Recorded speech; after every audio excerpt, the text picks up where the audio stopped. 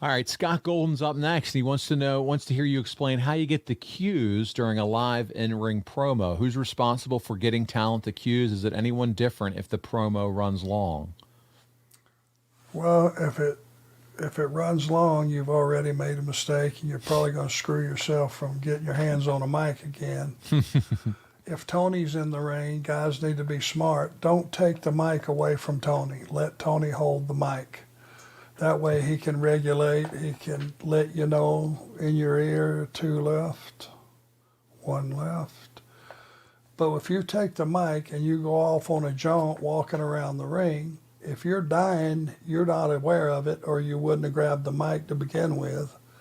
It's just unprofessional. Let Tony do what he does. Let him feed you the mic, and he can, if he's that close to you, he can feed you the time that's left. Otherwise, if you're not getting time cues.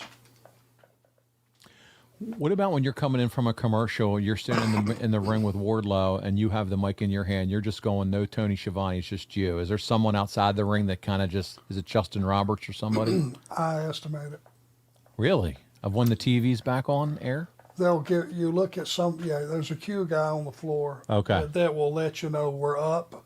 But if it hasn't changed and say you got a minute to finish the promo, or gotcha. minute To and a finish. half, you gotta work that out in your head and make sure you don't go over, because that time, what guys don't understand, and hear me very loudly, gentlemen, that time does not belong to you.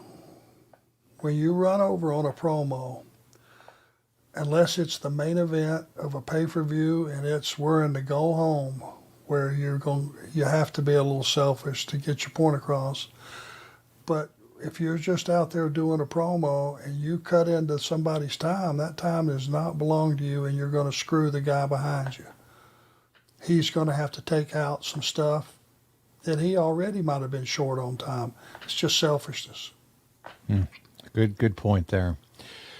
Josh Clemens wants to ask you about college football. Does Arn think the Bulldogs can do what no other team has been able to do and pull off the three-peat? He adds, I'm a lifelong Vandy fan, so I have to live vicariously through the teams at the top of the SEC. Well, except that Orange team. Screw them. So what do you think? Can the Bulldogs three-peat? God, I'd like to think so, but that's almost impossible, isn't it? It is, man. That's like unheard of. All you got, and to take you out of contention, if you just lose one by 1 point early in the season, you're screwed. Yeah. And if you lose one late by 1 point and you've been undefeated all year, it's even worse. I would love I love Georgia football. I love Panther football, and that's hard sometimes. I love Atlanta Braves. ECU, I've become a big fan of their baseball team. They're really good, and as we're taping this, they won the game that we talked about a few weeks ago. Okay. With Oklahoma, and they're going to play a second of a doubleheader to maybe get back in this thing. We'll see.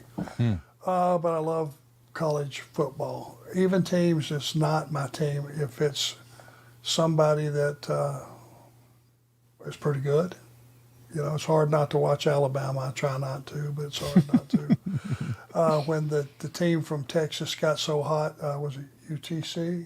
Yeah. The Horned Frogs, wasn't it? Yeah, the Horned Frogs. Yeah. I was really pulling for those guys. Yeah. Because, they hadn't been anywhere. That's LaDainian Tomlinson's old team. It's where he played college football. Is that right? That's right. Went on to play for San Diego. Yeah. Well, he started. Yeah, he started one of the schools and ended up at the other. So. I mean, the pro team, didn't he play for San Diego? Oh yeah, the San Diego Chargers. Yeah. Yep, San Diego Chargers, and was a stud there for many years. Yes.